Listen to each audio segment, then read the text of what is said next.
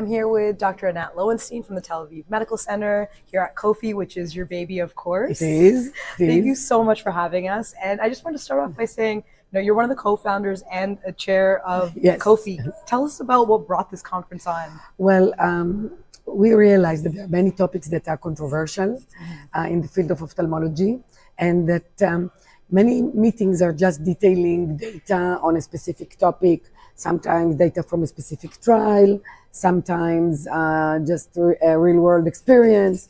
And there are very little situations where a few aspects of the same topic are dealt with. So the art of debate is actually to look at a specific topic and analyze it from every point of view. Doing it as a debate seems a very nice form. So 15 years ago, we embarked with Professor Neil Bester on founding this meeting. And it has a very, very specific format of pro, con, and discussion. And the other point is that there is ample discussion, much more than in other meetings. I completely agree. I think this is the one meeting where there's so much more audience participation. Correct. And you get so many different perspectives from so many different countries as well. Is that something that you actively said, we need to set out X amount of time to make sure that there's discussion from everyone in the panel? Yeah, we hold it with really, we are not giving up. 10 minutes, 10 minutes, and 10 minutes discussion. Yeah. Sometimes someone wants a keynote lecture, we give one in the whole meeting. Sometimes someone needs longer time. No, 10, 10, and 10. That's amazing. That's it. And how do you choose the topics?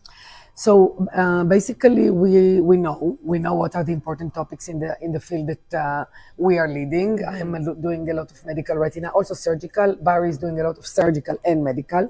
So each of us is looking into it, and then in each session we have people that are experts. So for example, in surgical retina, we have Professor Bill Miller, who is doing the surgical retina since COPHy started. So we hardly interfere with this. He's choosing the topics because he knows everything about it. In uveitis, we have Baram Budagi and Zohar Wilder, our uveitis specialists. Now we have glaucoma with Francesca Cordero from the UK, who is one of the glaucoma leader. So we have various topics assigned to various experts. Yeah, so just you have a great team of experts and you kind of leave it to them. Yeah, that's the best way to do it. Yeah. And another program that you're a part of is the barometer study. Correct. I saw a couple of the slides of the results. Can you talk a little bit more about what that is? Well, the barometer is a network that is trying to look at the patient's needs. And one of the efforts of the barometer was to work on a global survey that included a lot of centers from all over the world and a lot of healthcare practitioners, be it physicians, nurses, assistants, and so forth.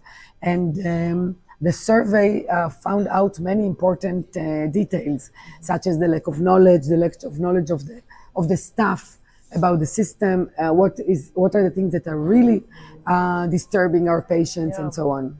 And I think a couple of the points probably shocked. I know Trika Islam was talking about how it shocked him. What were some of the outputs that really shocked you about the... Well, to me, it was shocking how much the distance from the clinic is important. To me, it was shocking that the staff felt that they don't know enough. Yeah. And it was shocking how many people say that no one explained to them anything. Yeah. And I think we talked about that, I think in the early outset of when injections came on, that the moment you say injection, the patient's mind almost goes blank. Maybe. And they maybe forget it. Is there something that is being done to try to help with that and have more patients? Yes, there are many things that are being done. So there are many educational efforts for the patients, including just explanatory forms.